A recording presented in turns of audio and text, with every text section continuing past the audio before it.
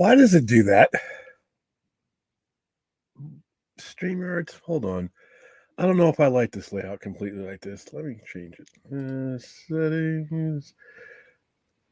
I don't know, Enosh, if you're watching, if you've been having the same problems with StreamYards resetting everything, I feel you because it sucks. Hey, welcome to Socket Center Live. This is a semi-overnighter. Difference between a semi-overnighter and a Midnight Express and a full Saturday Night Live overnighter is generally time. Midnight Expresses, I try to keep them to 45 minutes. Semi-overnighters are a little bit more, depending on what kind of questions you have and what the topics are. It'll generally start one night and go over into another at some degree. The Saturday overnighters, like you guys know, are the full-on 2.5 hour to 3 hour shows that start at 9:30 p.m. Pacific time on a Saturday and end sometime on a Sunday. But this is semi overnighter. Just wanted to check in with everybody, see if everybody's okay. Did you guys watch the Oscars? Did anybody care about the Oscars? Did more people watch Last of Us than anything else, or did anybody just watch nothing at all? And that's basically it. So just to chat with people, and if you guys got random questions, you can bring them up. Yes, I am actually. You know what? I'm not just the exhaustion isn't the main thing. It's just like I said, it's the outright theft, the worthlessness of it all. But oh well.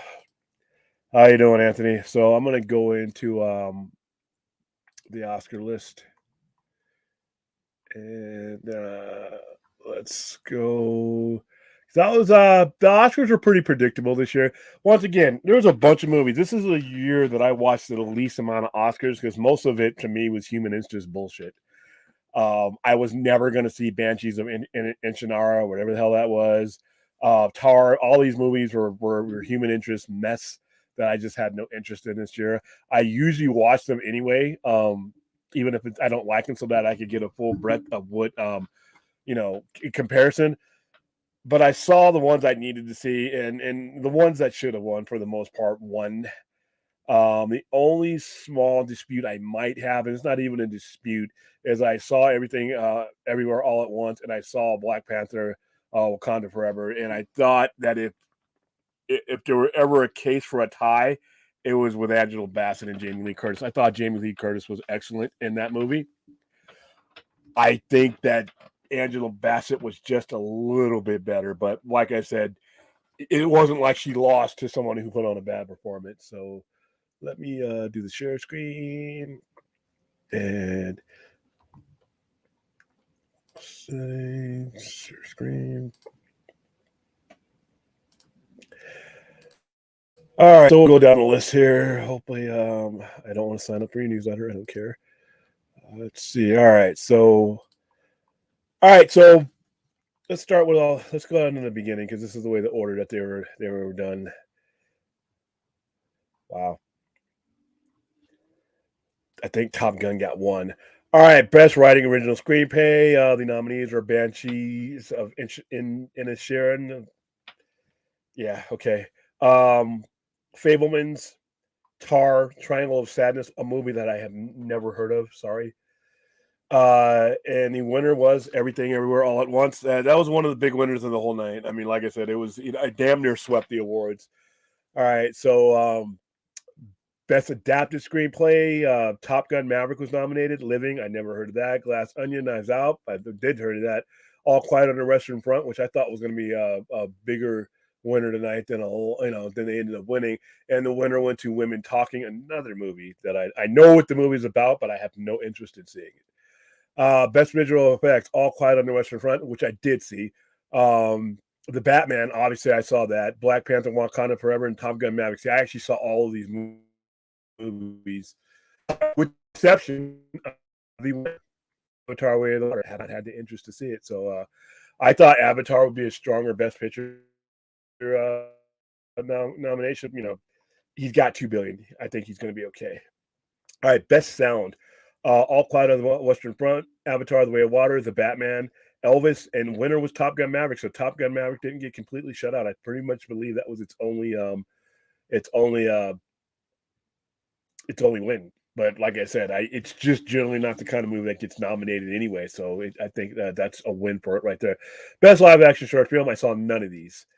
So we're just going to go ahead and skip that. Best animated short film, I saw none of these. The Boy, the Mole, the Fox, the Horse, whatever. Best production design, ended up going to All Quiet on the Western Front, which I can see if you see that movie. They literally created World War One from front to back. Avatar: The Way of the Water, a lot of CGI. Babylon, Elvis, and the Fablemans. But yeah, the All Quiet on the Western Front was probably the rightful winner. Best music original song. All right, so I applause, hold my hand. That's the one from Top Gun. I knew about that one. Lift Me Up from Black Panther. I knew about that one. This Is Life. Everything Everywhere. The winner was something I never even knew existed until they announced it out of the envelope. Naatu from RRR. I never heard of the song and I never heard of the movie, but that's the kind of shit that wins at the Oscars. So there you go. All right, best music original score was All Quiet on the Western Front. It did have an amazing score. And Everywhere All at Once actually did, but it wasn't better than All Quiet on the Western Front. The Fablemans, and once again, Banshees. I mean, I didn't see that one. Best makeup and hairstyling went to The Whale. If you saw what they did to Brendan Fraser, I can agree with this one. Elvis, Black Panther, the Batman, All Quiet. I thought just the star of the movie alone won the Academy Award. All right, best international feature film. So All Quiet on the Western Front didn't win for best movie, but it won an Oscar for best international film. So it was nominated in both categories. Best film editing. This one was a no-brainer. Everything, everywhere, all at once. The way that film comes together is beautiful. So, best documentary short film, didn't watch. The Elephant Whisperers, saw none of these. So, congratulations, Elephant Whisperers. Best documentary feature film, didn't watch one of those. Best directing. Once again, this Banshees of Inisherin. Once again, I have never seen it. I have no plans on seeing it, but it was all over the Oscars and all over the awards circuit. So yeah, boy, I couldn't see anybody beating everything, everywhere, all at once. I mean, it won every award it won was associated to another award that it should have won. Best costume design went to Wakanda Forever. So that's that's not the award that I thought Black Panther would walk away with. I thought she'd would get Best Supporting Actor, but Best Cinematography, All Quiet on the Western Front. Empire of Light, I have not seen. Tar, I have not seen. Elvis, I did see. Empire of Light with Roger Deakins, who did Blade Runner in 2049, but once again, All Quiet on. If you haven't had a chance to see that movie and you're into long war movies, All Quiet on the Western Front is actually amazing. Best animated feature film. I did see Guillermo del Toro's Pinocchio, and this was very deserving. I didn't see any of the other ones though, so because they were all like kiddie movies. Best actor in supporting role. This is the one I was quite kind of torn. I saw all of these movies except for the Banshees of Inisherin because once again it's human interest shit, and I just don't go for that. I saw The Whale. I thought Hung Chau was good, but I didn't think she was groundbreaking in it. Angela Bassett, I said from the moment I saw her, she needed to be nominated at the very least. At that time, I hadn't seen Everything Everywhere All at Once with Jamie Lee Curtis. Jamie Lee Curtis is great. I really can't argue against her winning it. I thought that Angela Bassett was just an inch better, and she carried a movie that had a lot of problems, in my opinion. Best actress in the leading role, Cate Blanchett and Tar, Anna de Armas and Blonde, which was a horrible movie in my opinion. I did not see To Leslie, and I did not see The Fablemans. The winner was Michelle Yeoh. That was no surprise there. Everything Everywhere All at Once. Best actor was Ke Huy Quan. Everything All at Once again.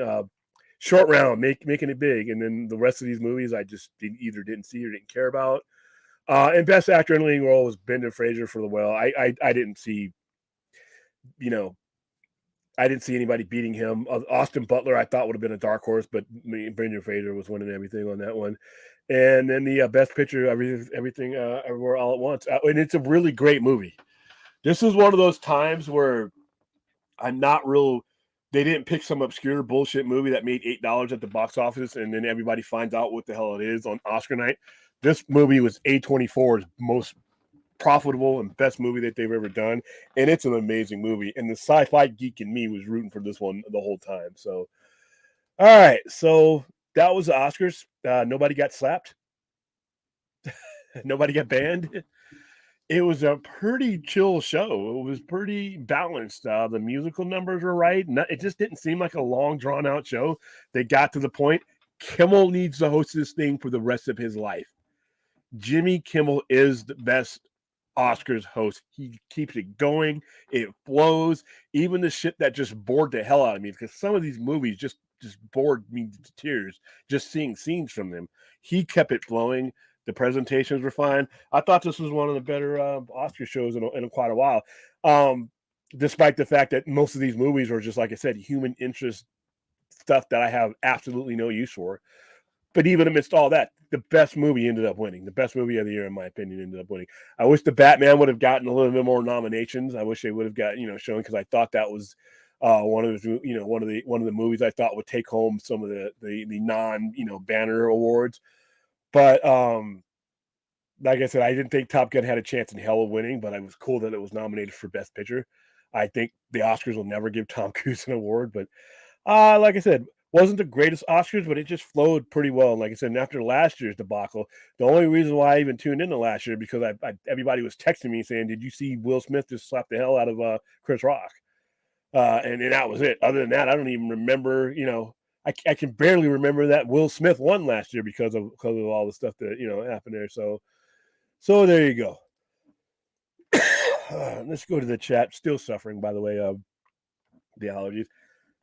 Listen, I'm not gonna destroy YouTube on the daylight savings thing again. I think I got that out of my system for the next 6 months. But spring and summer, I would rather have a goat ram me in the balls on a daily basis than go through spring and summer. One of them destroys me on an allergic level and just transforms and mutates my body into something that can't breathe. And the other one just burns me to death. All right. My favorite seasons of the year are fall and winter. All right. Where on earth can I afford to live where it's just got those two seasons? Because, man, in each year, it's a different mutant effect on my allergies. I don't know what the hell is going to happen to me from year to year. Lungs get all crazy, nose gets all crazy, random nosebleeds, eyes all swollen. The other day, I was going to stream, but my eyes were all swollen. I looked like Magoo, and I'm like, I didn't feel like crap, but when I looked in the mirror, I'm like, it looks like Mike Tyson gave me a lefty and a righty on both eye sockets, man. So yeah, let's go talk to you guys. Question: if Gal ends up coming back, all right, but it's not as Diana, aka Wonder Woman, who do you think DC would work for her as villain or superhero?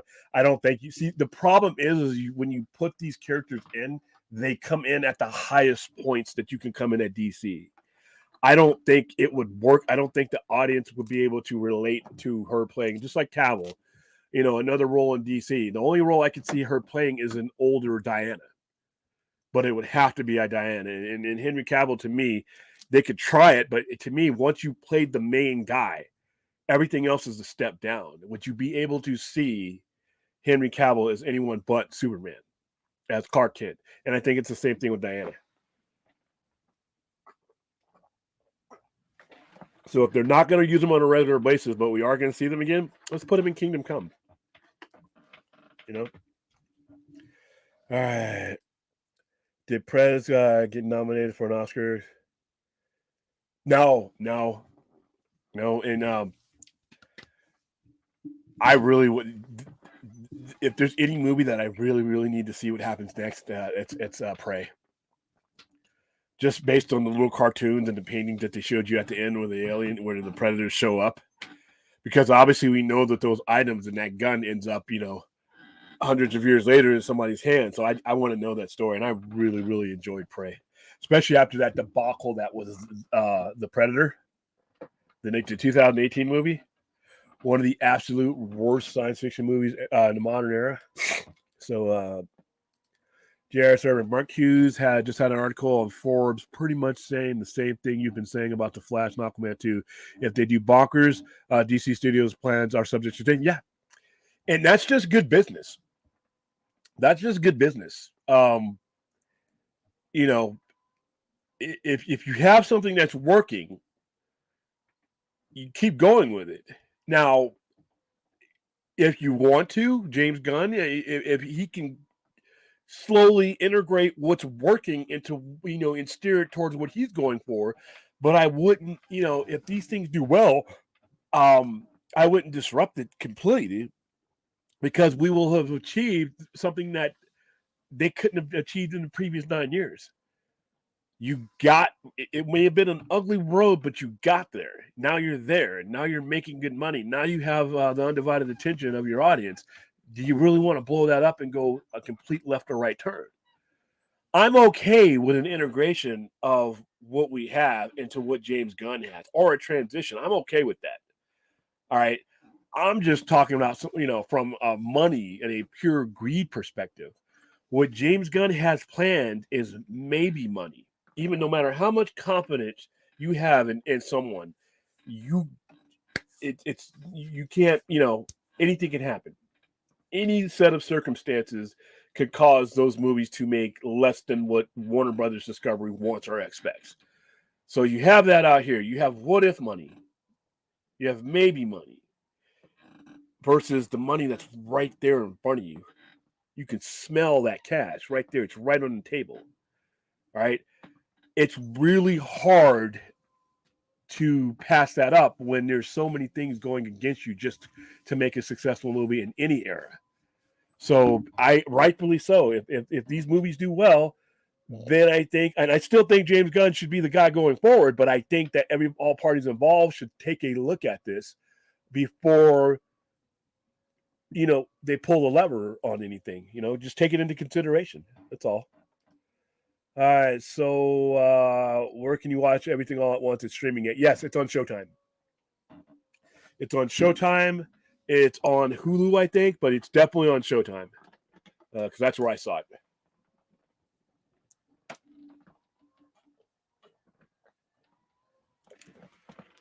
And Clint, I got Showtime at the store, so I think I got Showtime on the store. So next time you're there, if you want to watch it, you're more than welcome to.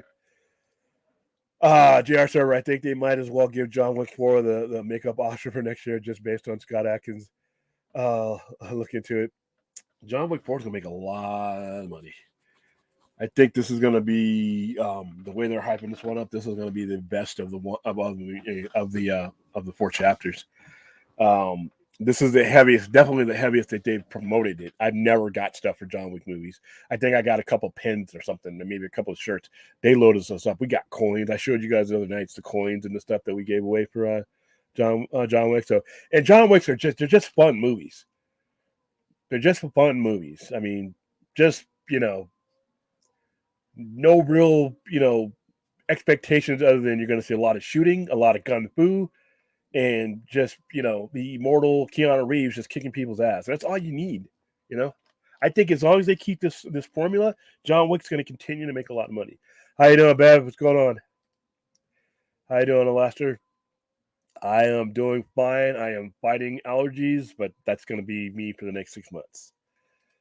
All right. Yeah, I was surprised to see the pics on Orange Jewel. Yeah. Who would have thought 2 actors from Encino Man would win an Oscar? Hey, I never thought anybody from Halloween would win an Oscar. Jamie Lee Curtis. And Jamie Lee, she's great in that movie. Like I said, as much as I wanted Angela Bassett to win, because I thought she was the best thing about that movie, Jamie Lee Curtis carries. I don't think that's a very difficult role for her to play.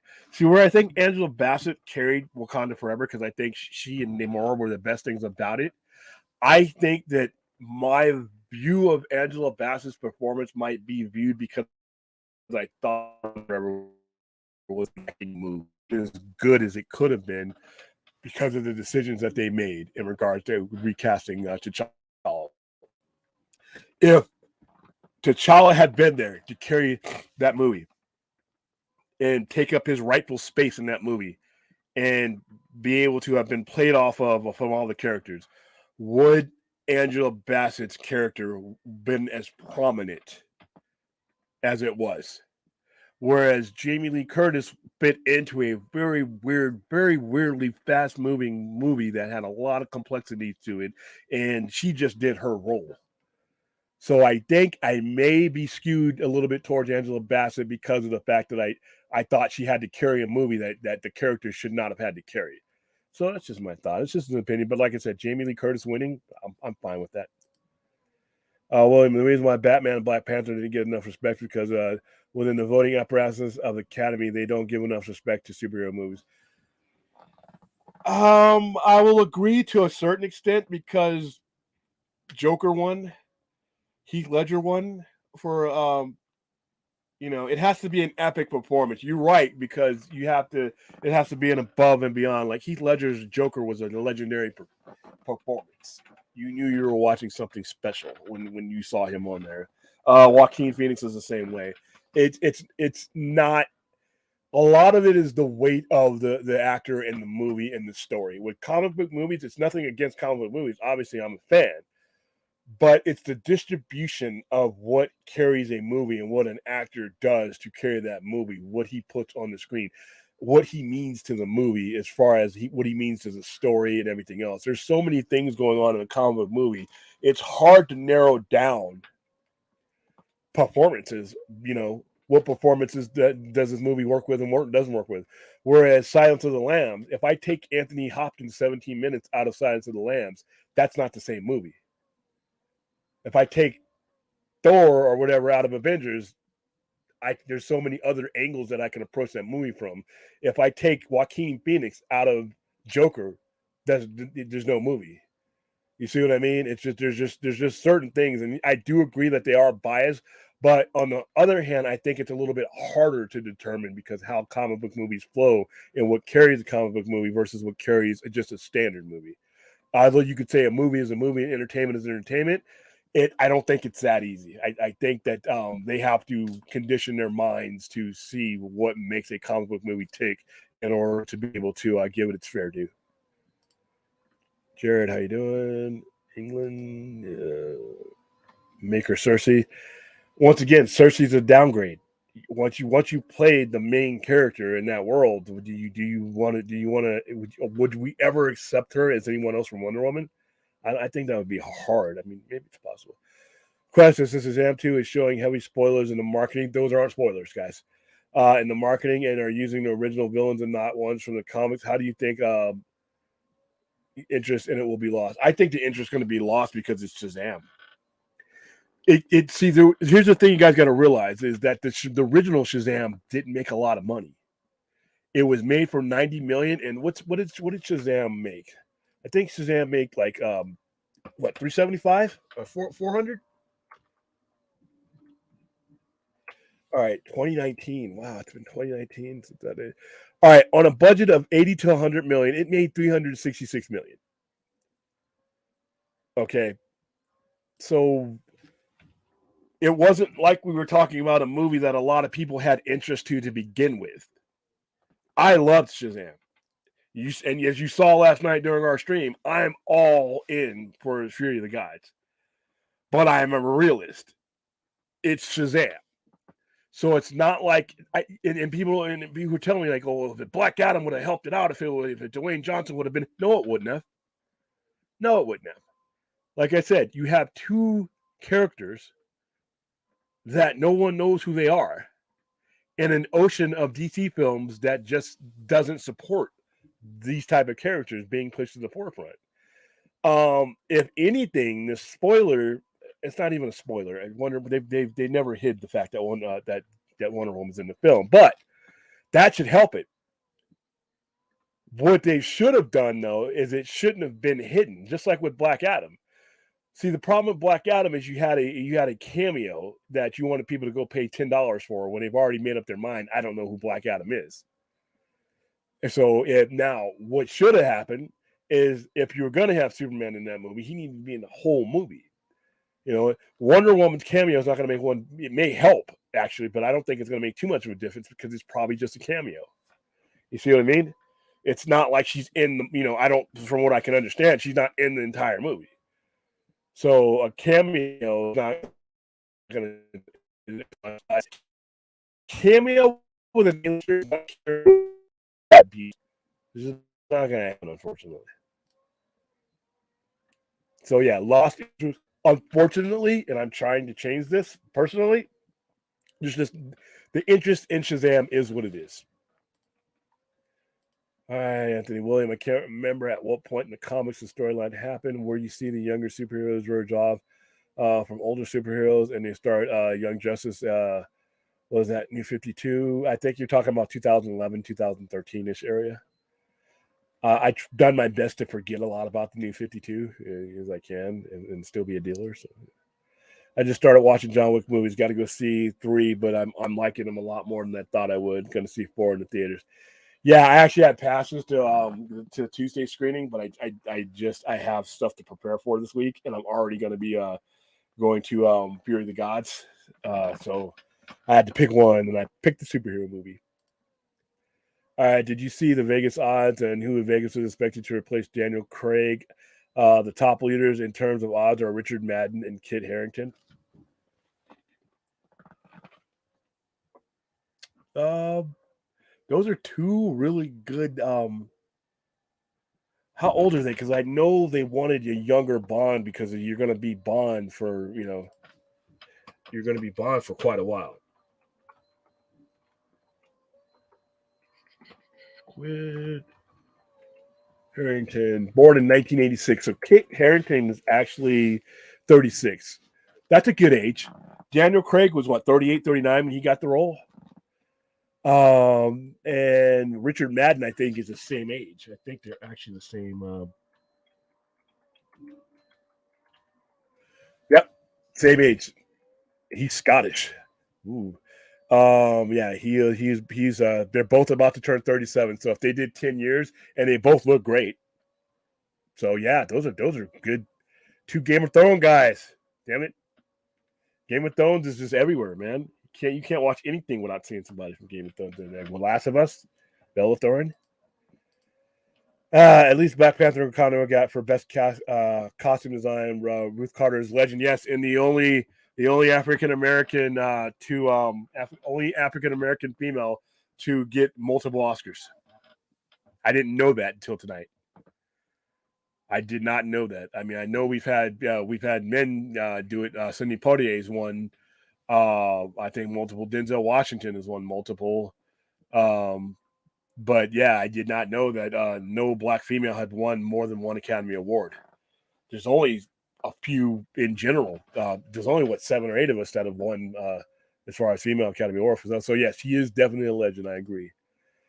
Anthony The Rock being in Shazam would have helped it absolutely. How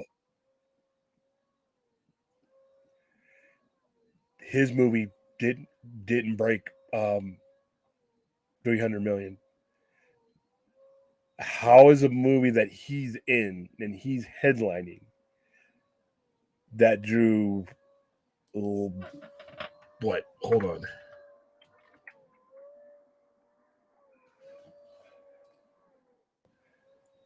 All right, so Black Adam drew 394 million, so it broke even a little bit, maybe.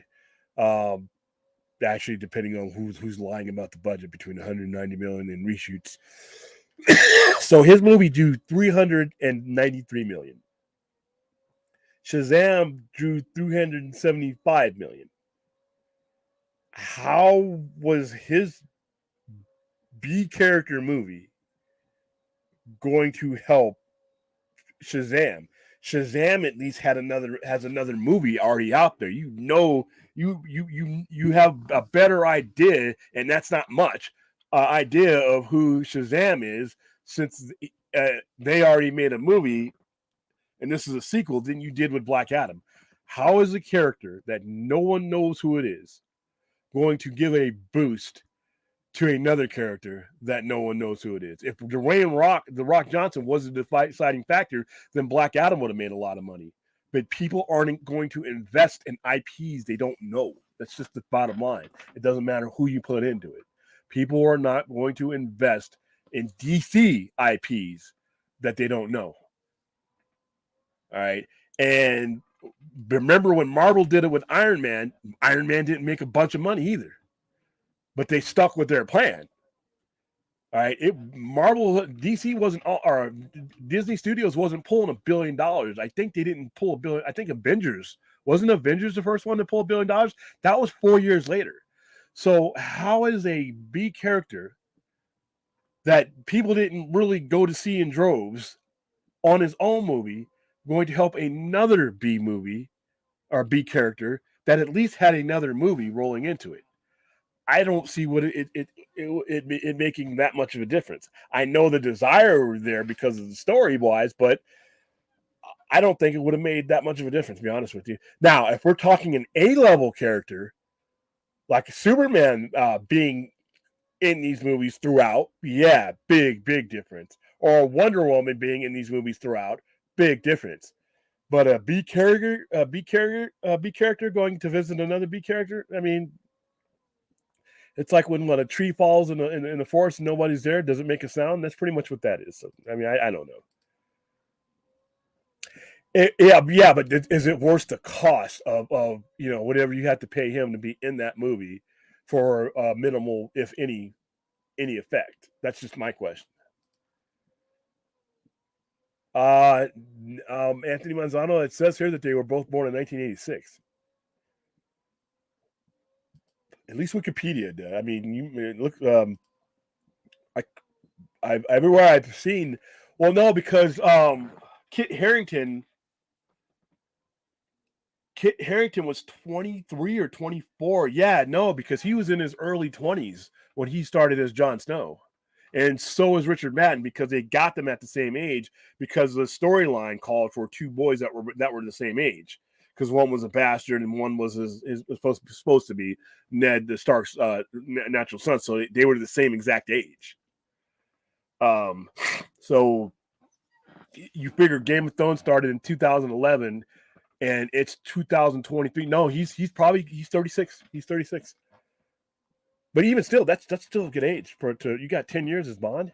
And if they stay looking like they do now, man, it'll be all right. So what's the point of keeping Shazam in the DCU if no Black Adam? We don't know if there's not going to be a Black Adam again. We just know that there weren't immediate plans going from what DeLuca and Abney did.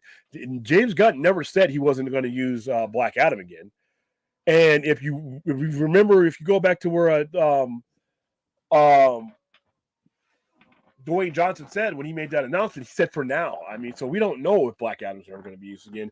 And to be honest with you, you don't need Black Adam for Shazam. You really don't. You do not need Black Adam for Shazam. If you look at Kingdom Come, that's a storyline that is where Shazam plays a pivotal role. Black Adam doesn't. Black Adam, is not involved as much. There are some confrontations, but there's no,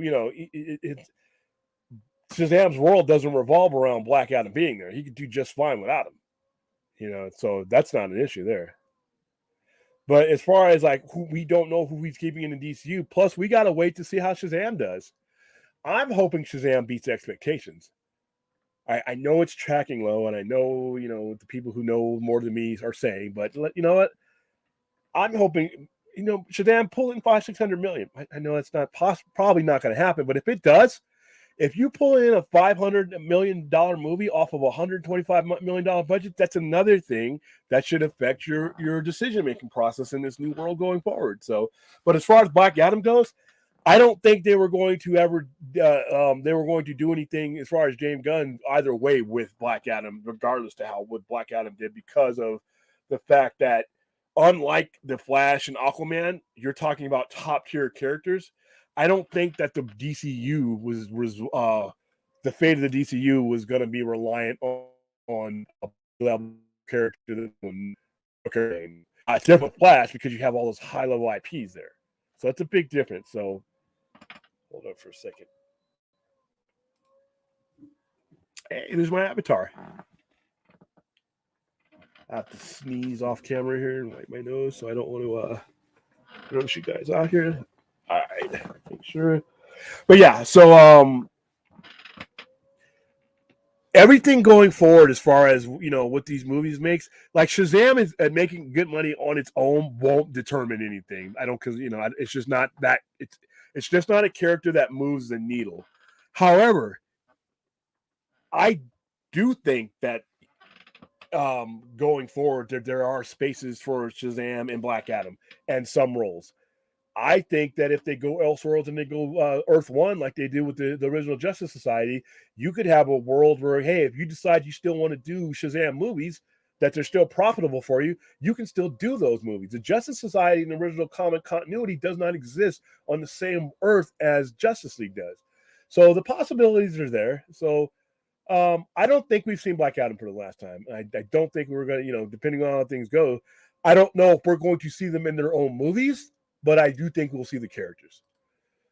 All right, question specifically with Marvel. William, what are you going to expect from the Eternals to do, and when what you want to fix them in terms of storyline flaws from? Oh, okay. The first Eternals movie I actually liked. The things that I thought really killed the movie is them doing really stupid shit, like making the Eternals robots. And that was dumb, because the whole nature of what the Eternals are is they're inhuman, they're experimenting humans.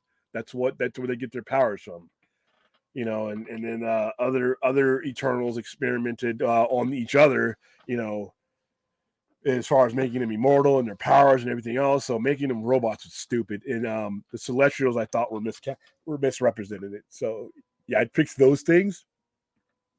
What do I expect from the Eternals? The Eternals to me were brought in to represent the cosmic scale of things, to get us off of Earth and start thinking about the entire universe. So I thought wasn't the like I said, wasn't the most hyped up movie, but at the same time, it's one of those storytelling pieces you have to have, because you're going to refer back to it again.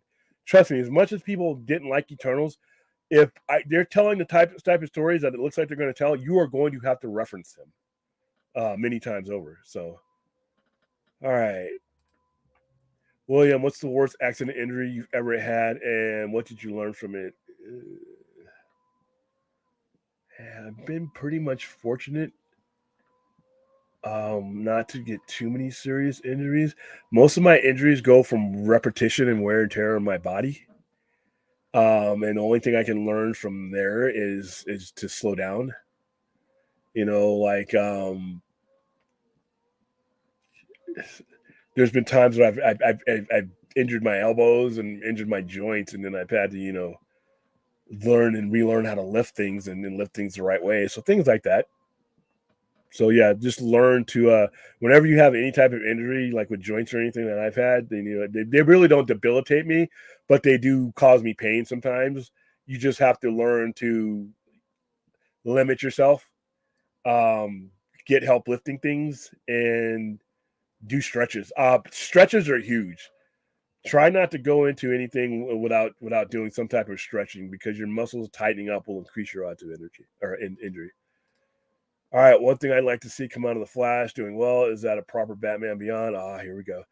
With Keaton in his universe, I still that's one possibility, that outcome that can come, but hopefully I don't think we're ever going to see this is me. I could be 100% wrong. I would have freely admitted if it ever happened. I don't think we're ever going to see a Batman Beyond. I just don't think that. I know you guys love Batman Beyond. I know a lot of people on my community and on YouTube like Batman Beyond, but in proportion to the general public, not a lot of people watched Batman Beyond. All right, not a lot of people even know what it is.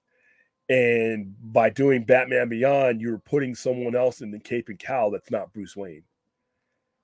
And that's just not going to work.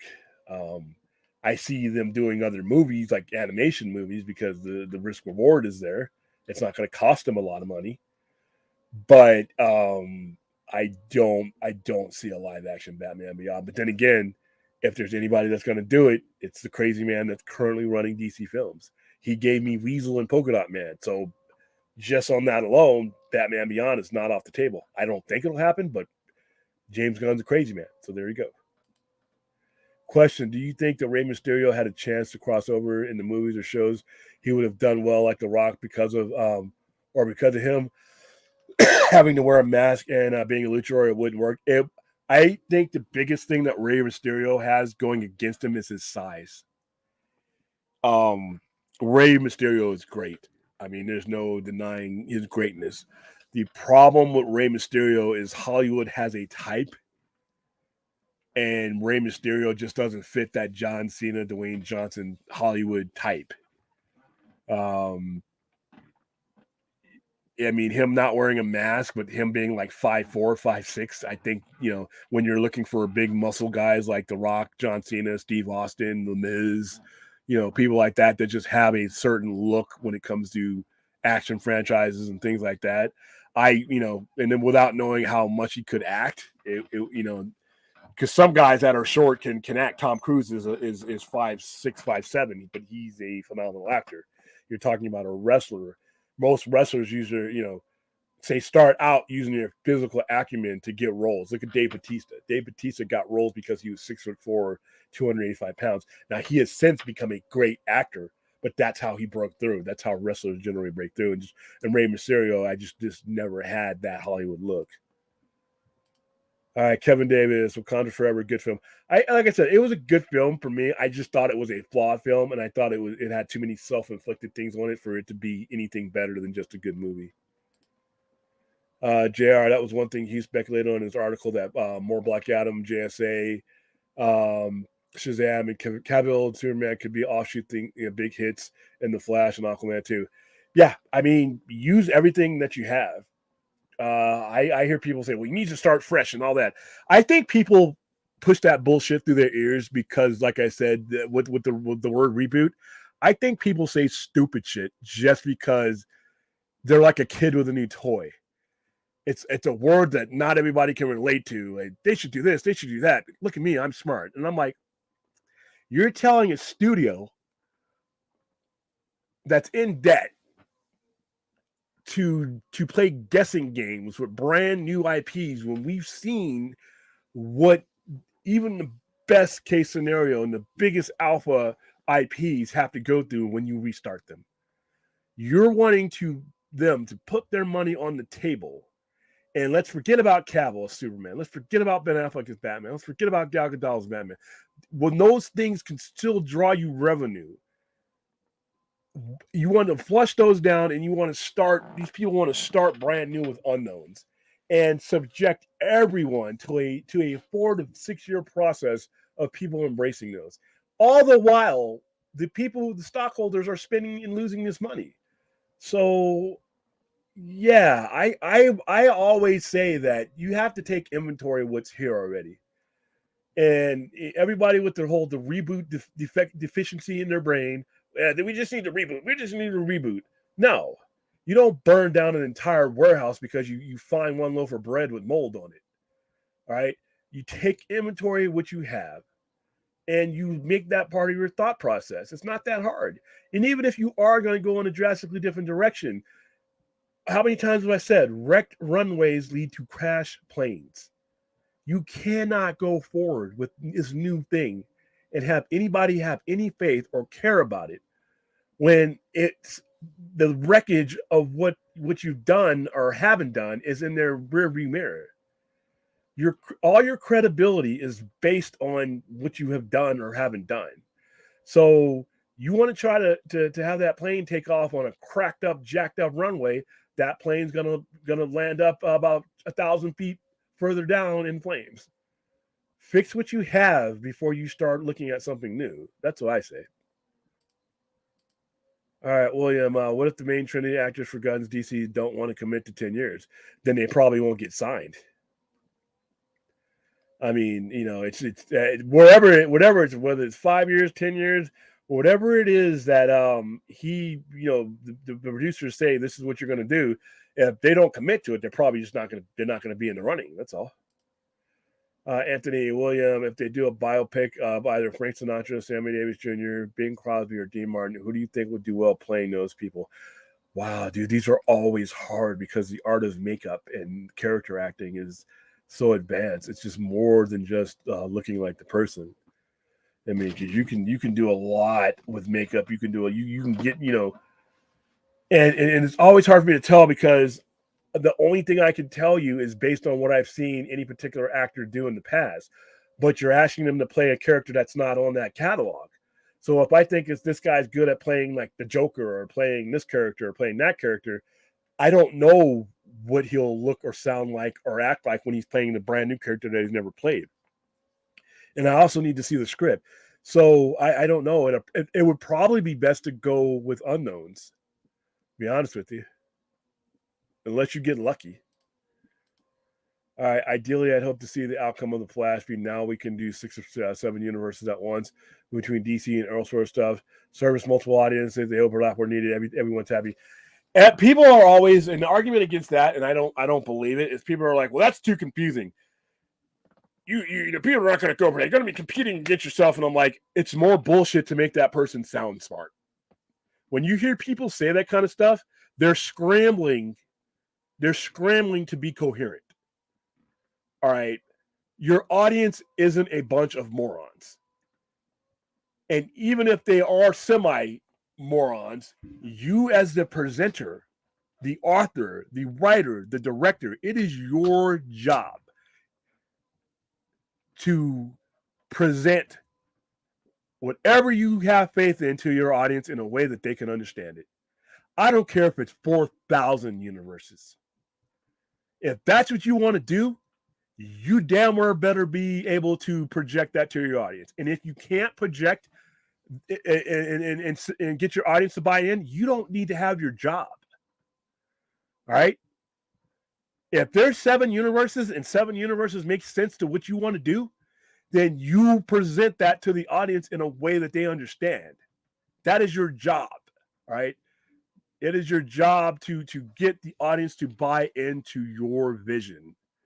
All right. So whenever I hear people say, "Well, all Elseworlds and all this will be too confusing," all right, you're saying that these people are smart enough to get up in the morning and find their way to a movie theater and operate machines and work jobs, or they're too stupid to understand a comic book storyline? I don't think so. So I agree with you, JR Server. I think that they should, because DC has an 85-year audience, and we're not all the same. Some people like the Batman. Some people had no time for it. Some people like Batfleck. Other people don't. But guess what? If you're in business, your job isn't to make some of the money. Your job is to make all the money. If I got a Batman IP and I got 3 generations of people that I can sell to, you best believe I'm going to be selling to all 3 of them. I don't care how many I'm going to have as many damn Batman as there is money out there to buy them. And I'm not going to stop until the money stops. All right. Pundits and YouTubers and Twitter heads don't dictate when shit stops. The money does. What have I always said? Math is undefeated. When the math is no longer in your favor, then you stop. But until then, if I need a Batman that fits the 35 to 45 demographic and I want to make that money, guess what? I'm doing it. If I want a Batman that appeals to the millennials and the Generation Y, and I think I can make that money, you do it. And you don't stop until the money stops. You don't listen to the online community when it comes to that. So, yeah, I agree with you, JR Server. All right, Guardians of the Galaxy did that first. Did what first, Jeebus?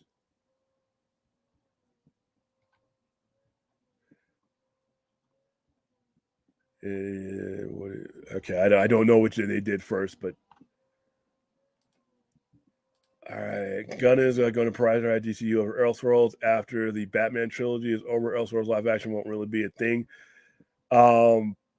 WBD doesn't have much money, so any money Gunn gets, it doesn't. None of it's WB's money. None of this money is coming from WB. You guys do understand that, right? And these people who say WB is broke, I laugh at you. They're in debt, but trust me, there are billionaires living on yachts and drinking fine wine that are bankrupt and fine. They got money, but even if WB didn't have the money to make films, does not come from WB. All that money is borrowed. That money is fronted and financed, and that's with any studio. So if there's an IP that they can convince a financier to back, then that's where the money comes from. So it doesn't matter what if he wants to do it and they can sell it to the money people, then it's going to happen. As far as prioritizing DCU over Elseworlds, he should prioritize DCU over Elseworlds, just like the regular comic books do. But at the same time, don't leave that money on the table if there's an Elseworlds story that you can bank on. That's all I'm saying. Question, William, what is your prediction for the new Eternals team with that Kara's dying? He's not dead, for one. I don't believe he's dead. I saw what happened, but it's comic books. Come on. In the first movie, do you think Eros is going to replace Akaris as the leader of the group? No. He's too erratic. Brendan Rager won finally. Yeah. How you doing, Fourth?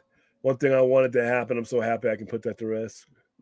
I love Batman Beyond. Like I said, a lot of people that I talk to online love it, but it only what did it last, like 2.5 years, 2.5 seasons? I mean, Batman Beyond, Bruce gives Terry, his son, the right to be the next Batman. But once again, we're talking about a Batman that's not Bruce Wayne. That's a non-starter. That's why it hasn't happened. That's primarily why it hasn't happened. Terry is a fine Batman. That's great. But to the general audience, if it ain't Bruce Wayne, it's just not happening. It's just, like I said, you go take a picture of Batman Beyond and go into any city. You go have one Batman Beyond picture in your hand and the other one with any version of Batman, modern Batman. Nobody's going to know who Batman Beyond is. And now you're there when you hear Batman and the words Bruce Wayne don't follow it, that boat's going down to the bottom of the ocean. Gunn is in charge now, and a unified cinematic universe is the way forward. The days of everybody and their grandmother getting their own DC universe is over. Now, that's not true either. They're going to go where the money goes. They're going to go where the money it tells them to go. All right. If there's an IP that does not work with his combined universe, but Warner Brothers can still make money off that IP, the money's going to dictate the decision making. All right. That's just all there is to it. If there's an IP that's tracking like it can make a lot of money, but it doesn't fit in his universe, you can rest assured that movie is going to get made. There are no smart businessman that's going to leave that kind of money on the table. And with the possibility of an Elseworlds to do it in and still keep the cohesiveness of whatever singular universe you're doing, if there's money to be made, it's going to happen. All right. And now, yes, you have to control it. You have to be disciplined. But just because James Gunn is doing his thing doesn't mean that the people who pay James Gunn are going to completely say, well, we're not going to do this. They'll let James Gunn do his thing, but they'll just hire somebody outside of that to do it. If they're not going to turn down the kind of money. All right. And James Gunn has a boss, and that boss has a boss. The only person that's truly in charge of DCU, Warner Brothers Discovery, or Warner Brothers Pictures are those shareholders. All right? That's it.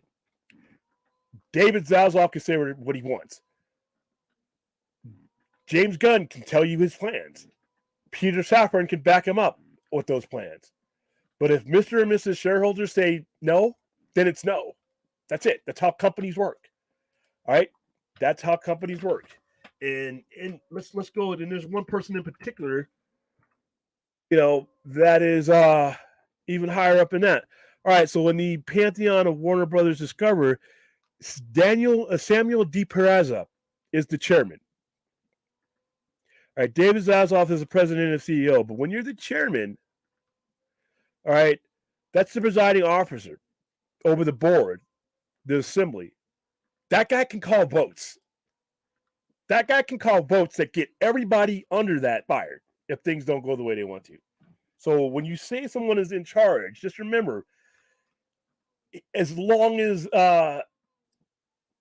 their bosses say they are. And we know when it comes to Warner Brothers, that ain't forever.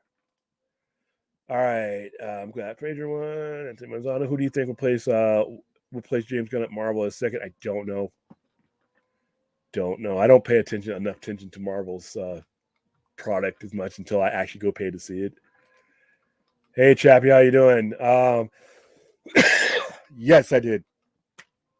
And you were asking me, hold on, because I told you I might bring this up.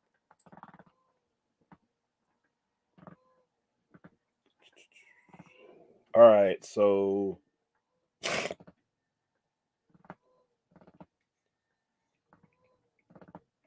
now it disappeared.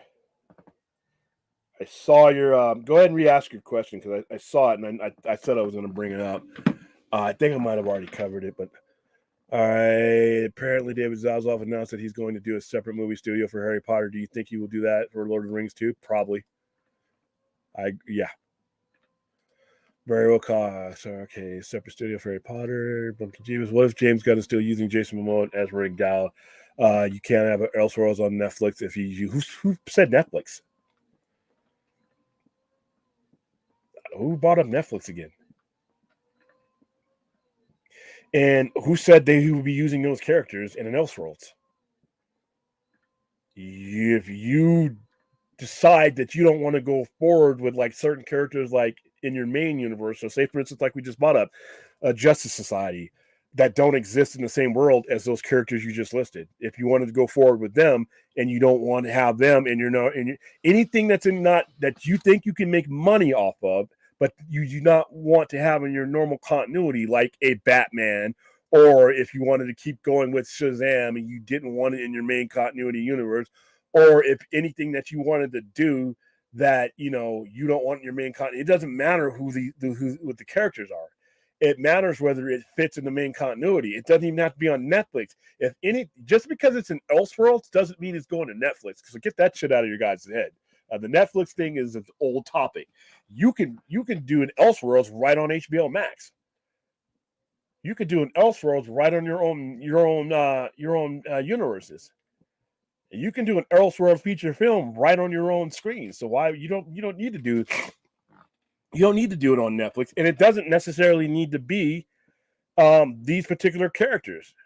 If he continues to use these three characters, then obviously they would be in the mainline universe. But there's a whole bunch of other characters that someone is going to come to James Gunn with, and this is going to happen.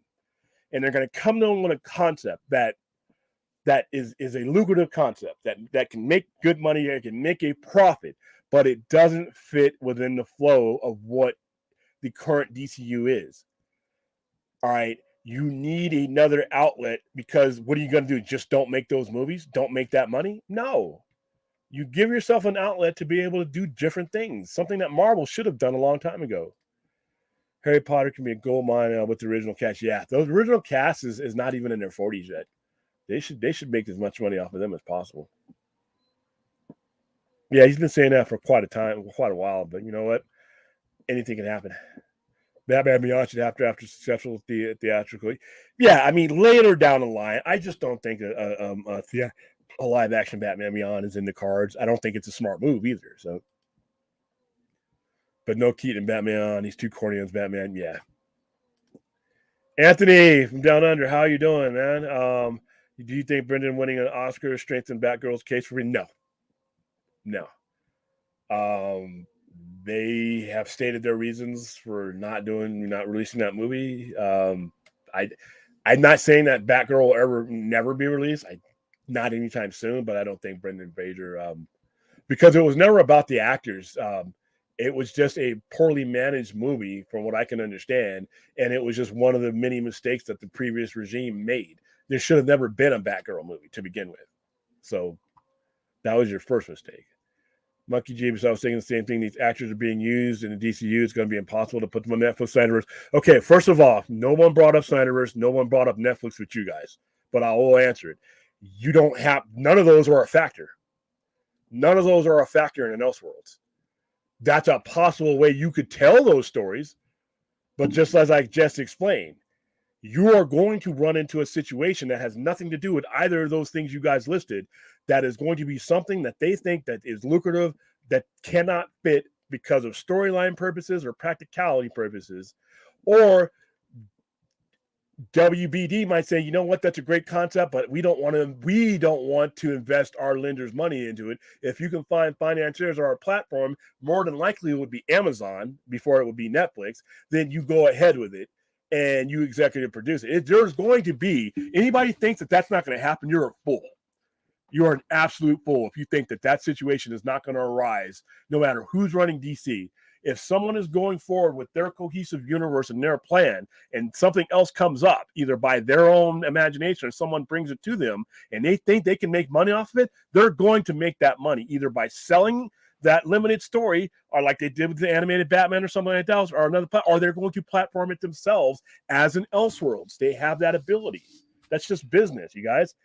Stop putting. You guys are poisoning the well by even bringing up Snyderverse or Netflix to it, because it will, when it happens, and it's going to happen, it probably is not going to have anything to do with either of those aspects. All right, understand the MCU uses the multiverse as a plot device, but what I'm asking, do you think they would have the balls to do standalone stuff similar to Elseworlds and DC was going to do? No, and it's just not their formula of making money. The way Marvel makes money is with the general expectation going forward. It's if they were earlier on, if this were 2009 or 2010, maybe, but their machine is pretty much what it is. See, DC's is fragmented now. You could start now, and you can have Elseworlds as a discipline that, as you're building this new universe, you have Elseworlds around there and you brand it right. Marvel, I think, is too late in the game. Plot device sounds like a bong. Hey, agreed. So if not, I think for them to put Snyderverse on Amazon, then Gunn can really recast the DCU and make it fully fresh. All those things are a possibility, but like I said, even if they do an Elseworld, there's a lot of different Elseworlds too. You can do Gotham by Gaslight. I mean, there's a lot of stuff you can do. You're not going to get a big movie outside of WBD. Justice League is too big to go elsewhere. Who said it was okay? Are you having a conversation with yourself or me? I'm just trying to figure this out, because I didn't bring up any of these things that you're bringing up. I don't see anybody in the chat bringing these things up. Mikey, who is this conversation with? You're not going to get a big movie outside of WB Justice League. We're not even talking about Justice League. It's too big to go elsewhere. It's not reasonable, other than you want something they don't. First of all, that's a conversation you're having with Monkey Jeebus. I'm sorry, man. I don't know what you're talking about. All right. We're not even at the Justice League phase right now with anything. So you're stuck on Zack Snyder and you're stuck on Justice League. We're talking about the possibility of Elseworlds being used however they want to use it, whether more than likely within their own domain. All right. If they think they can make money off of it, they're probably not going to sell it to an Amazon or a Netflix. But there might be certain situations where it's a character that the corporate, beliefs don't feel like they want to make the investment in, but they're okay with someone else, and as long as they make the profit off of it, you know what? And as far as if you want to hang everything on Justice League and go back to that, you don't know that. You do not know that. I mean, no one on YouTube, no matter how many people who've built their YouTube channels thinking they know shit, are sitting in the corner office making deals with Zaslav or his shareholders or his chairman or anything. You don't know that. We don't know what his plans are for these characters either. So unless you're sitting in there, neither one of us can say jack shit about it without looking stupid. For us, it should be a total reboot. The Netflix hatch. Okay, you guys are bringing up. Maybe, do I need to go to making topics again on the semi-overnighters? All right, it should be a total reboot. All right, first of all, you already lost me there because total reboots are fucking stupid. All right. Synonym for stupid is reboot, and the synonym for reboot is stupid.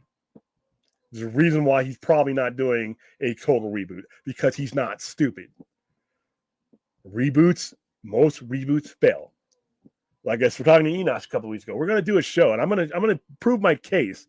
When it comes to reboots and bullshit reimaginations, the majority of them fail. All right? So they're not a total reboot because James Gunn's not an idiot. Yeah, the Netflix hashtag is actually for Netflix, but it can be in streaming. Yeah, so that's where you can do that. But like I said, before we even get to that, let's see what happens after The Flash. This might be a moot point. We're talking about Netflix and Snyderverse and all this. If The Flash does what The Flash, I think, can do, and Momoa comes out and does what he does, let the commerce answer these questions instead of having YouTubers and people in chat rooms trying to guess. All right. If The Flash makes $1 billion, let's just say it makes $1 billion, and MILF Magnet pulls in anywhere near that, and the people in the boardroom are like, well, this is money we have now. This is momentum we have now. Let the money decide what the Snyderverse is going to do. You know, this is our chance to do that. If you want something like that back, you have a movie with a lot of major IPs or major adjacent IPs. Don't have Superman, but that Red S is still that Red S. You got several Batman in there. You have a founding member of the Justice League in there in Flash. You have big names in there. Unlike any of these other movies that they put out in the Flash, this is the one, if you go to see that movie, you could change the trajectory. And before we even get to the whole hashtag and the Netflix and the Snyderverse, let's go support and push forward the movie that actually has the Snyderverse people in it, so that we can make that decision that much more complicated. So before we get to Netflix, before we get to Amazon, before we bring up the Snyderverse and Netflix again, my goodness, let's go see and support the Snyderverse aspects that are in the movies that we have coming up. Put that hard cash in front of them and dare them to make a decision contrary to the cash that's in front of them versus that money that's in the corner of your eye way off on yonder. That's what we can do. Hashtags ain't going to do shit. Money does shit. All right? Math is undefeated. I'll tell you guys every time. So let's stop it with the Netflix stuff for right now. Let's stop it with the Snyderverse stuff right now. All right? It's a no-win situation right now sitting in front of a computer screen. It's a win situation when we're sitting in front of that movie screen. That's where we can make our case this time around. All right, get you folks on Batman Beyond universe. No, Batman Beyond. Am I gonna have to ban Batman Beyond? How many DC questions do you think Gunn is going to get out of the Guardians? There are a lot. Personally, I'd imagine he and Marvel will want to keep it to Guardians. It's not going to matter what they want. They can choose not to answer it, but the press is going to answer. You're taking over a major studio with a bunch of billion-dollar IPs. The Guardians of the Galaxy is great, but it's not DC Films. It's not DC Studios. That's going to be the elephant in the room. And if they don't want to answer it, that's up to them. But the press is going to ask them about that. I mean, there's just no way around that. Zaslav hired Gunn because Gunn understands the Marvel blueprint. Zaslav wants MCU money, leaving Feige doesn't do elsewhere films. Okay. There's nothing about what you just typed is right. The Marvel blueprint, Zaslav is not a dummy. He knows that the Marvel blueprint is probably for Marvel. There are certain aspects that James Gunn can bring over, but their blueprint is not one of them. All right. Their blueprint, that's where the previous regime failed. All right. You cannot recreate some other company's blueprint and try to tattoo it on your 85-year-old company that has a whole set of different expectations. If he's going to try to copy the blueprint, then he's not going to be around for a 10-year plan because that plan is going to fail. Why? Because it's failed before. All right. And as far as MCU money, once again, you got to get to if you're not using your alpha characters, you're not going to make that money anyway. So just by using Superman, Batman, and Wonder Woman, and Green Lantern, and Aquaman, that's going to put you near there. That has nothing to do with Marvel. And just because Feige doesn't do elsewhere, who cares? That's if Feige doesn't, if Feige doesn't want to do elsewhere, Feige works for Marvel Studios. James Gunn works for DC Studios now. There is no Elseworlds in Marvel's. There's an Elseworlds in DC.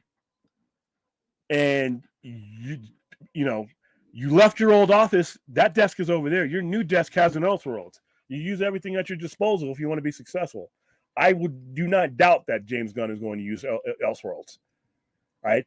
There's no reason not to. Question: I understand MCU and multiverse as part of us, but I was asking in the previous stream, what do you think they have the balls to do stuff? No, I don't. Like I said, they're just not going to mess with their formula.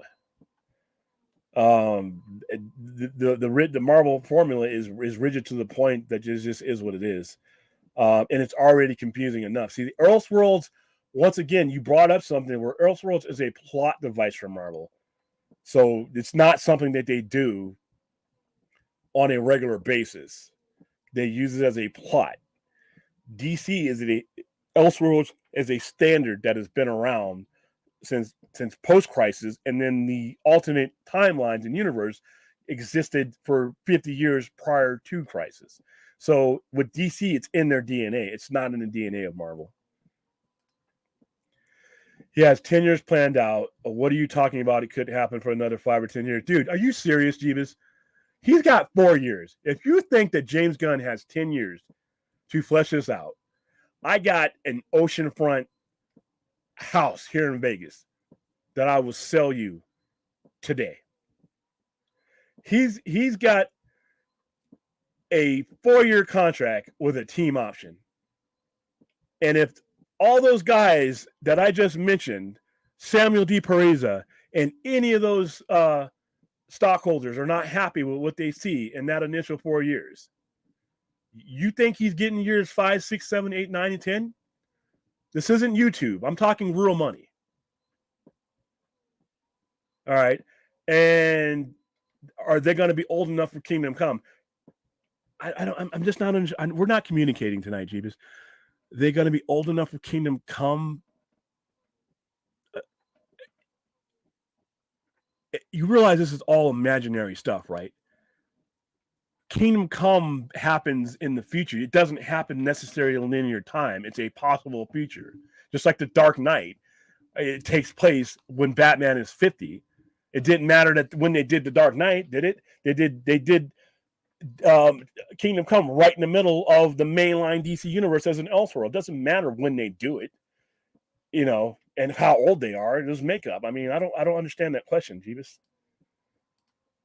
I think it's more likely idea for Batgirl could be bringing the major players, directors, Grace, Razor Black for a different DCU movie or a show, and apparently they've been talked about. Yeah, they want to do it right, from what I understand. WBD won't Elseworlds an old universe they just rebooted. What's the point? I'm going to go ahead and think that this is a serious question. You just answered your own question, though. What was the point of creating Elseworlds to begin with when they rebooted the DC universe? That's how it happened. That's why it exists. You literally just answered your question, Jeebus. When they rebooted the DC universe in Crisis, you had different creators who weren't lined up like that. Just like when we every time they do these mass reboots and they go on one line of things, that doesn't mean that other creators throughout Hollywood want to be involved in that. You have some top-notch talent both in comic books and in movie making that will not get anywhere near your projects if they think that their projects are going to be part of this big massive universe where they don't have the artistic control. That's the same thing in comics after Crisis. Exactly what happened. You had DC lost a lot of their creative talent because they didn't want to necessarily be involved in a big snowball of a story. It's going to be the same thing with motion pictures. So your question literally answers itself. Just because something is reboot, and they're not rebooting, obviously. I mean, if we were talking about rebooting, you guys need to get this reboot out of your brain. Find a new word, please. But once again, so if I have a top-notch Oscar-level winning director that I can get in my talent pool, he wants to do a superhero movie, but he doesn't want to do or want to be involved in what's going on in the main DCU. You think they're just going to let that guy go if that guy's money? Fuck no, right? But like I said, your question answered itself. I hope I helped out there. All right, they'll probably do Elseworlds films here and there, but it won't be like it was. Well, they didn't do Elseworlds. Hamada didn't do Elseworlds. Hamada just was disorganized. Hamada didn't have a plan. He didn't have a clue, and everything Hamada did was done trying to avoid the main alphas. That's why we didn't get Superman on the screen for 5 years. That's why we're just now getting an Aquaman sequel. What, 5 years later? That's why it's the Flash movie. He didn't have a plan. and all his plans involve B and C characters that don't draw money. All right, that was Hamada's plan. That has nothing to do with the frequency of an Elseworlds. That has just something to do with someone who wasn't right for the job.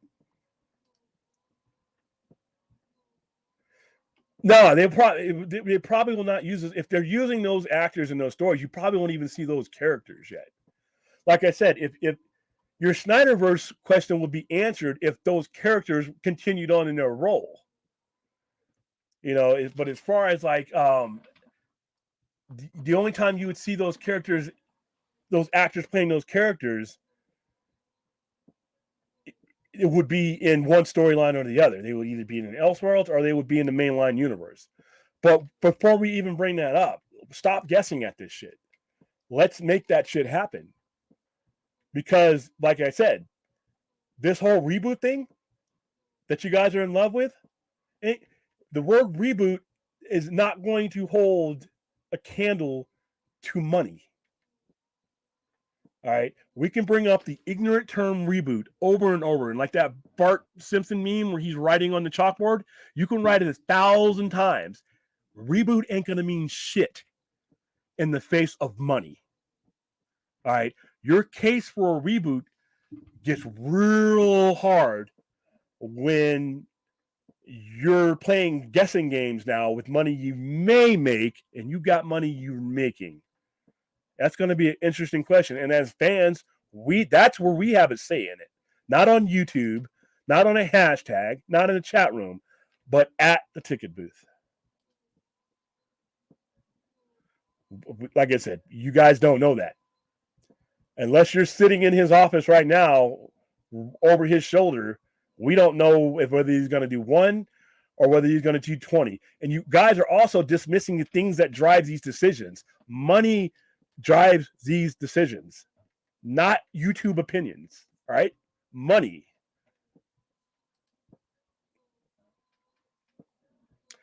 Who knows, man? I was never a fan of it to begin with, but I never thought it would make it big when Peter Jackson did it, so I was wrong there. So. But stupid, this mixed reboot. Reboots are stupid anyway. Not reboot continuation Gunn is doing. I did not want a new Superman or a Batman fighting Darkseid.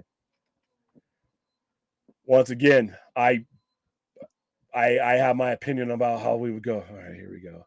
Aquaman is going to fail so hard. So now you're just guessing, dude. I mean, Jason Momoa is not the MILF magnet.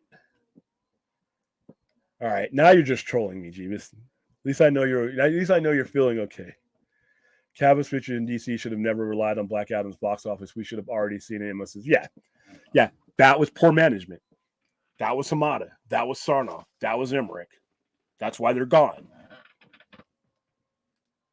Rational skeptic. The old execs screwed us over and they're gone. That's what's done is done. And he is right. I do agree. All right, but the Flash is ending my Snyderverse. Just can't support it. We don't know. Here's the thing, for we don't know that. We don't know that. All right. Like I said, it's going to be a real hard conversation to have with investors and boards of directors and financiers when you're telling me that we're going to start over from scratch with all this. And we've seen what happens when we start over with Superman. All right. We've seen it. So you're going to go from $1 billion and Jeebus, I hear you, but no, I think the Aquaman's going to do just fine. It's going to do enough to be considered. It's not going to bomb. It's going to make enough money to draw the question of, do we want to stay on this path or do a better integration to this path that we've been on into what you're doing? Or do we want to do these hard resets? Because like I said, you're asking them that question of why they got this pile of money on the desk from these 2 movies. I'd love to be in there, in that room. How you doing, Rhea? How you doing, Jacob? All right, Margot Robbie and Amanda Waller are staying, so those are Snyderverse characters. But like I said, you guys are using the word reboot too. I've used a proper term that comics has been using. It's selective realignment. And if you don't know what that means, and if you're a Star Trek fan, go watch Star Trek: The Next Generation, Yesterday's Enterprise. he can do whatever he wants if he uses that tool. He can go forward with who he wants to, and he can go forward with who he doesn't want to. You know. All right, no DCU movie is canon to the DCU except Suicide Squad. Some parts from the first Suicide Squad movie that can connect to DCU are canon, but the rest isn't. Peacemaker shows mostly canon. That's not up to us to determine, though, Jacob. I mean, I don't know what's inside of James Gunn's head until he tweets it.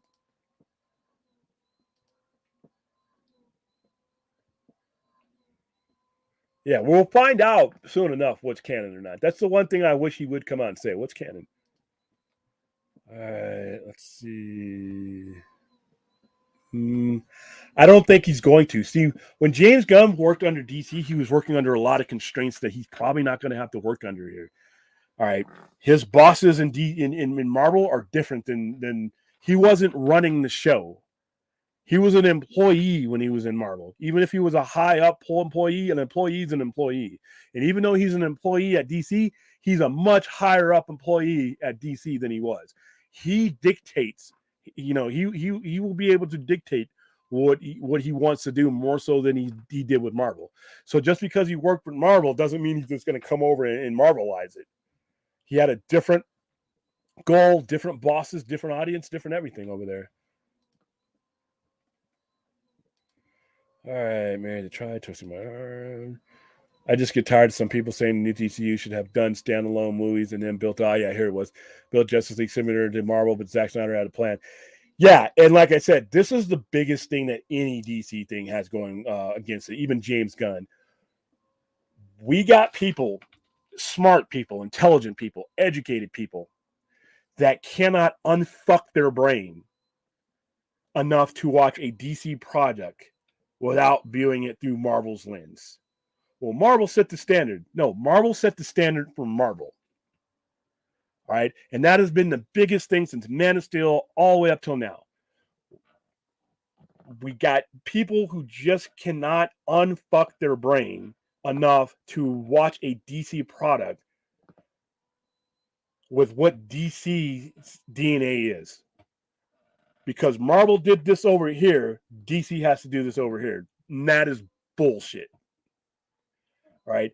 There is a certain genesis to DC characters that go back before Marvel was even a company. And that carries through all 85 years. If you're going to tell a DC story, tell a DC story. If you're going to do things in a certain way, do it for the company you're working for. If you don't work for Marvel, then I don't need you to do shit for Marvel. If I want to see a Marvel movie, I will pay to see a Marvel movie. But when I pay to see what DC has to offer and what DC is known for, I want to see that. So this formula that they should have taken and started with singular characters, why? Just because Marvel did it? DC's always had a different way of telling stories than Marvel did. If I want that formula, I will pay my money for a Marvel movie. And that's one thing that DC and its executives that have failed. Every executive has failed. All right, since they've started doing this, because they tried to drive the DC Ferrari with one hand and the vehicle that they're actually supposed to be driving with the other hand. And it's crashed every time. All right. I believe the right way to introduce the Justice League was exactly how Zack Snyder did it. Where they screwed up is you had pussies running the company, looking at the Marvel machine, trying to emulate that instead of paying attention to what was being created in front of them in their machine. Had they had done that, they would have been well on their way. So I agree with you, Chappie. All right, I heard WBTs.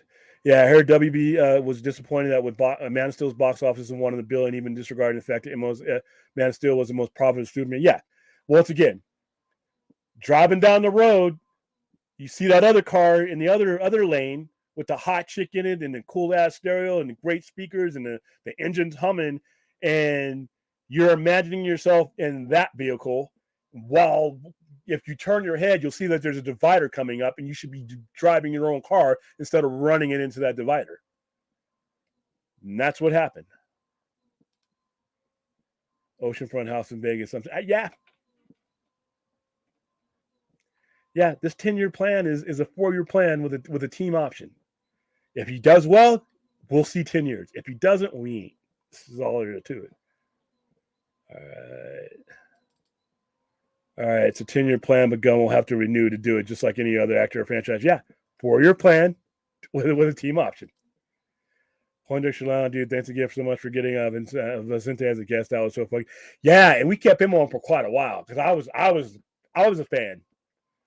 Just listening to his dynamics and what goes into making what he was doing and his reasoning for doing Jason instead of just doing some knockoff of Jason, and his opinions on all kinds of different levels of music. I really enjoyed him as a guest. I enjoy all our independent filmmakers that we get, but him, I specifically enjoyed. So yeah, you're welcome. I enjoyed it as well. William, thought on Chris Miller says people who have seen Across the Spider-Verse say it's like The Empire Strikes Back. Listen, the first one was my top 2 favorite Spider-Man movie after Spider-Man 2. And it just goes to show you Sony doesn't need any other studio to make great Spider-Man content. If you watch Man of Steel, Batman vs. Superman Ultimate Edition, the Zack Snyder's Justice League, it plays out like a trilogy. Yeah, it does, even though I want more. There's no way every Gunn will do everything announced before. No, and like I said, and I think he knows this because once again, if the money made by, let's say, these 2 movies in particular is really good, he may be like, okay, you know what? I got this plan, and here's what I'm planning, but I can ride this wave. Let me re-engineer what I'm doing. I'm still going to do what I'm doing, but I'm going to ride this wave. We could get something completely different than what he announced. And just because he announced certain things doesn't mean that they will take the place originally, like he's saying in his head right now. If the Flash does well and he has a Supergirl movie coming. Now, what happens if this Supergirl and this movie takes flight and people love Sasha Calle and there's money to be made there? All right. Now, if that doesn't fit, and Jeebus, this is for you, this is where Elseworlds will come into play. Because if he's going to go forth with the Superman that he's designed, that he's based on Tom King's Supergirl, but there's still money to be made as a Sasha Calle Superman to make that money. All right, be greedy. Don't be listening to YouTubers and pundits saying, well, you can't do that because you got this and it'll compete against yourself. Who are you competing against? You're taking all the money. It's all going to the same checking account. So if Sasha Calle's Supergirl does really great, sells a lot of merchandise, and people just love that Supergirl, and she's got different circumstances than the one he's thinking of, why not put that in the Elseworld if you ever want to tell a story again with her again? But all I'm saying is these guys they're fans when it comes to James Gunn, but he's also business. You can't tell me that if something reaches a certain amount of success, they're just going to leave it there. That's just the people who say, well, Joker 2 is never going to get a sequel. Well, it doesn't need one. You know what? Math is undefeated. Math said you're doing a Joker sequel. All right? Math said everybody who didn't want a sequel and didn't think it needed a sequel said, fuck you. That's what Math said. Math is undefeated. It doesn't lose to fans. It doesn't lose to YouTubers. It doesn't lose to pundits. It doesn't lose to trades. All right? Math changes everything. If the math and the money do something, everybody goes to that something. All right? If the Flash makes a lot of money, you're getting more of that content. And you would be derelict in your duties as somebody trying to make money if you didn't. So James Gunn, I think James Gunn is being pretty loose and cryptic. He's probably going to be that way for a while because he should be, because the circumstances may change. And if they do, and he's smart, he will ride that wave right into his thing. So, like I said, I mean, if his stuff does well,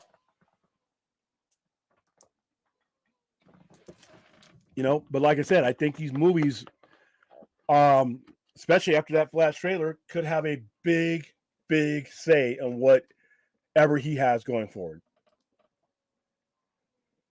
Yeah, I agree with you, Williams. It's up in the air if Gunn will stay past his 4-year contract. A lot of people on Reddit and Twitter saying Gunn's DCU will be massively successful. We don't know that. And here's the thing: there's a difference between being good. His shit could be great. He could put out a Superman movie that's like The Godfather Part 2. Will the general audience connect with it? See, there's a difference between making a great movie and then making a successful movie. A great movie is Blade Runner, or Blade Runner 2049, in my opinion, but it wasn't successful. All right, you could make a crappy movie and still have a lot of money. Thor movies blow chunks; they make a lot of money. Captain Marvel was a mid-level movie, made $1 billion. But on the flip side, movies like The Accountant, movies like Man of Steel, movies that should make a lot of money don't. So James Gunn could put out masterpiece after masterpiece after masterpiece. If it doesn't connect and the math isn't there, then you won't be around. All right, let's see. Yeah, it's gonna take time, and you know what? It might be more time. It won't make it. Elseworlds is giving you too much hope or new DC stuff. Elseworlds is finishing off stuff. You don't know that, dude. I just gave you a scenario, maybe because this is a delay, and I'm just now getting to your question. So you may have written this in your defense. You may have written this like a half hour ago, as slow as I am in the chat. But I just gave you guys a scenario where, let's just say, Sasha Calle or anything from the Flash that he doesn't. We don't know what he plans on using, doesn't plan on. If he plans on using all of them going forward, then it's a moot point. But if he decides that he's going to go forward with his thing, while this thing is still widely popular and can make a lot of money, the smart person takes both options. And it'll be too confusing only if you're a moron. All right. And I don't believe we're morons. I think we're smart enough to figure it out. And I think he's smart enough to present it. So you can't just say that. None of us can really say that. Only the money can say that. All right. Math is going to beat both you, Jeebus, and me. If the math says that there are characters in the Flash that there is still money to be made on, they're going to make that money. That's what greed is. That's what smart greed is. There's no way in hell, if the Flash makes a lot of money and there's a lot of buzz around these characters, that they're not going to either do one of two things: incorporate them into his linear universe, or they're going to create an Elseworld. They are not going to leave that money on the table. All right. They didn't get rich and didn't get billions in stock by being stupid. So we're already getting Elseworlds, Joker, and Batman. And yeah, we have those, but like I said, I just think that Joker and Batman makes it easier, and it shows you that you can tell stories with mainline IPs and not have them part of a main continuity. That just cements it for me. Oh man, I'm at an hour and 45 minutes. So Fan Man was really box office that got the old regime out of Warner Brothers. Not fan, it wasn't really the box office that got the old regime of Warner Brothers mad. It was the fact that they got terrible reviews from critics that bad. Oh yeah, and you had fanboys back then that weren't going to see the movies. I found that out. I would hear people were coming to my store talking all kinds of crap about Batman and everything, and all this, and they would freely admit that they hadn't seen the movie. I'm like, well, what are you talking about? But I realized that there were a lot of those people out there. And a lot of those people changed momentum of movies that they were never going to see, because of back in that old Marvel versus DC bullshit mentality where people were acting like they were rooting for their sports teams instead of going to the movies. Already, that stuff was going for the reboot, so it's labeled that. Well, once again, once the tool of Elseworlds is there, it is an option. An option is not going away.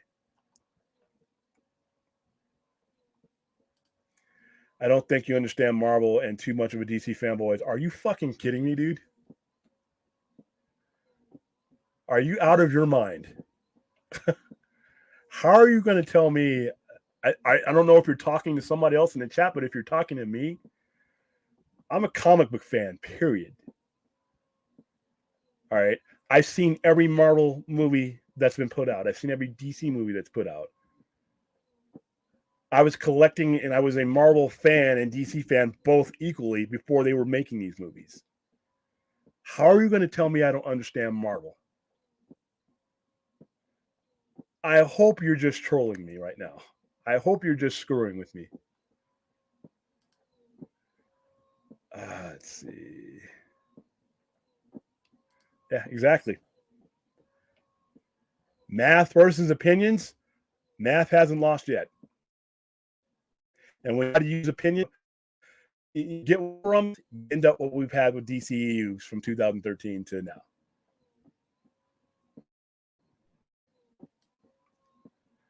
What movies outside of DC movies he made big money on as the lead? Who are you talking about? William, do you like Jay Garrick Flash, and do you think James Gunn will use Jay Garrick? Yes. I don't know when, but I do believe he will.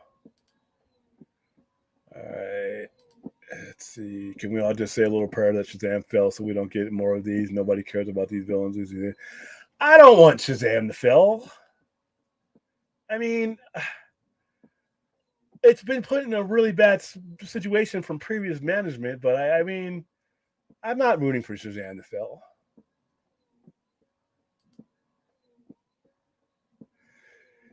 It depends. I think people will definitely care about of the Flash and Aquaman. A lot of it will be curiosity, but the Flash looks like an epic. So, all right, let's see.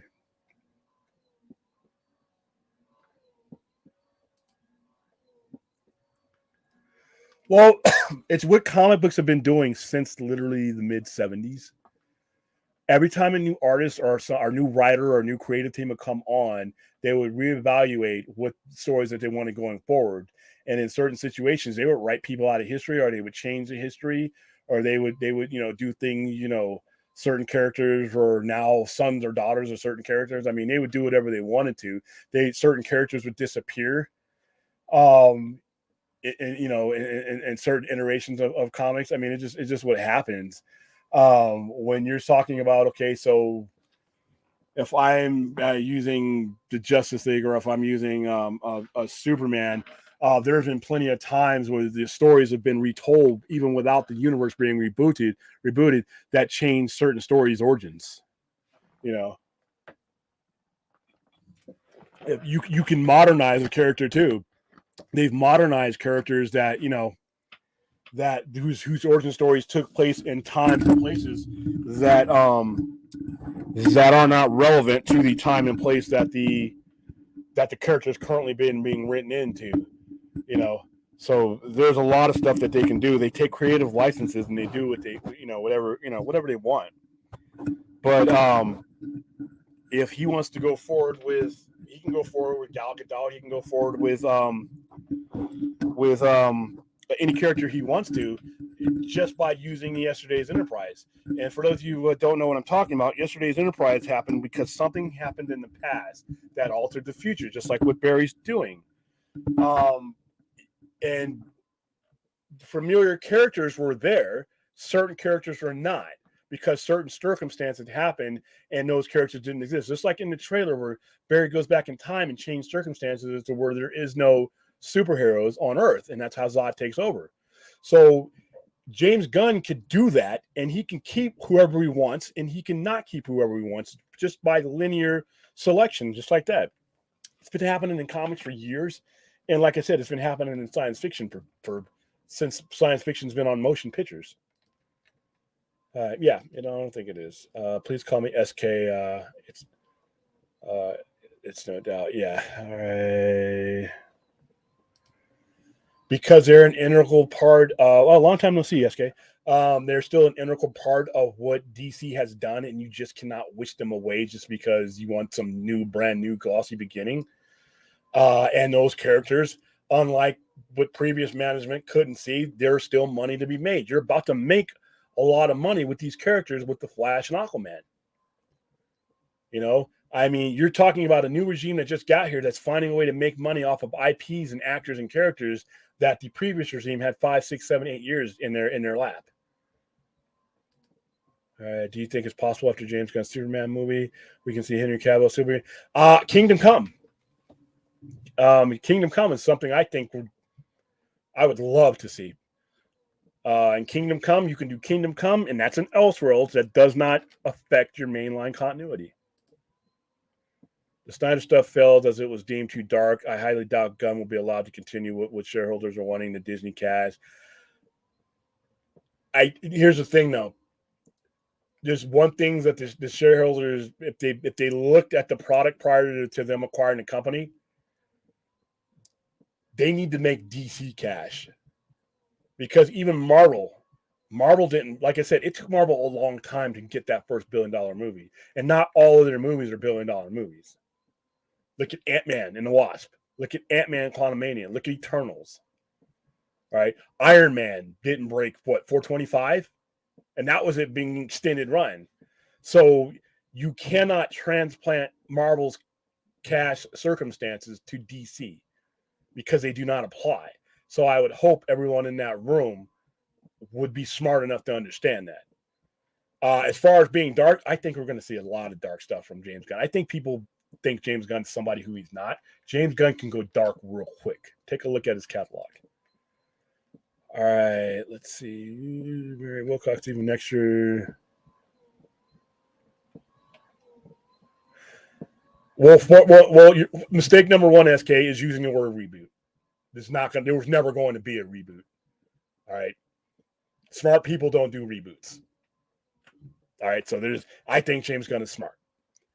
I think, to be honest with you, if I had to bet my money, you're going to see a lot more of what we are familiar with than you are expecting. I think some of that is going to be if this movie does well, or these movies do well. And plus, there's just money to be made with the existing characters.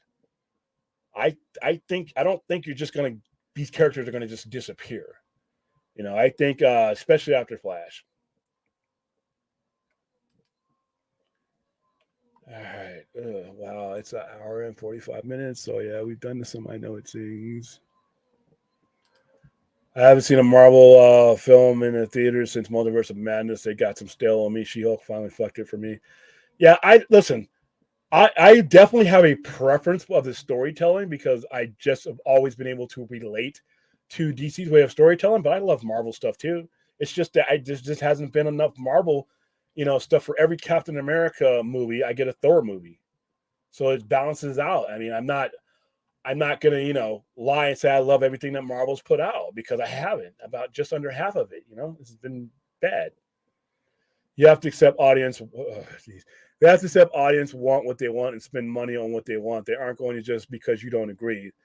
The factor in the money. I just told you what the factor were in the money, dude. And what I agree with doesn't mean shit. The math is going to dictate where James Gunn's universe goes or where it picks up. You basically repeated except what the audience want. I don't even know what that means, dude. How are you going to know that before you make the movie? How did I mean, come on, dude. Tom King is a soy boy. Oh, I'm depressed. Okay. Now you're trolling me. Now I know you're just screwing with me, Jeebus. In other words, just keep making films that aren't the director's, writer's vision. Let's keep churning the same old safe product. What's that in reference to? DC's never put a safe product out. That's one of the reasons why the old regime had a problem. They wanted the safe product. I don't think James Gunn is going to give you a safe product. I don't think Zack Snyder ever gave you a safe product. I don't know what safe product you're talking about. That's the one thing DC hasn't done is a safe product. Even the stuff that Hamada did, Suicide Squad and all these stuff, those weren't safe products. So I don't know what that's. Maybe I'm behind in the chat, but I don't know what that's in reference to Azteca. Gremlins, because critters can fuck you up, man. Man, I just want Cabo Affleck, A lot of people, yeah, a lot of people agree with you. And like I said, if there is going to be a path forward, I think it's hilarious. People think they could chart that path without taking what you're typing right here into consideration. Joker 2 and Search for Money. Oh, okay, that's fair enough, but it's a business. They're not doing this for free. This is a business. All movies are in search for more money. You could apply that to everything. That's lame. There's plenty of directors, writers that stick to their guns and make what they want. Making generic and safe films is why a lot of people are also losing interest. I don't quite know what this is in reference to, but I don't think that's going to be what happens with James Gunn because he's that kind of guy. James Gunn is outside the box. He gave you Polka Dot Man. I mean, that sounds like the Marvel way because the Marvel has their theme and their formula, but I don't think that's ever been an issue with DC, for better or for worse. I'm really looking forward to Joker 2. The concept. I'm looking. Listen, when I was watching Joker 1, while I was watching the first Joker, I knew that this needed a sequel. There was too much being unpacked to just leave on the floor. And everybody, I don't need a sequel. They're going to ruin it. Every time I hear somebody say a sequel is going to ruin the first one, I'm like, what is wrong with you? If you see the sequel and you don't like it, you don't have to ever refer to it again, you know? I don't understand what that everybody puts that. Jeeves, yes, it's 30 minutes ago. I understand you're older than Vandal Savage. So see, now you're fucking with me. All right, Tara Primo, what's going on? By the way, William, there are people hating on Batman versus Superman. Yes, I remember because we were promoting it. And there hadn't even been any test screenings, and people were talking shit about it.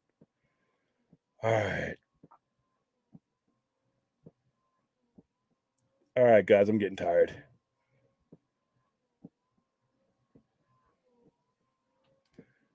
Anson Moulton is in his 50s, so I don't know if they want to. I don't think they want to go that old. Maybe they do. Who knows? All right. I just hope, God Almighty, we get a Kingdom Come. Yes, I do.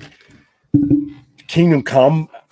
There's so many things with the old DCU that I would want to finish, but if I didn't get that, but I got a Kingdom Come, I don't think I'm going to push it away. All right.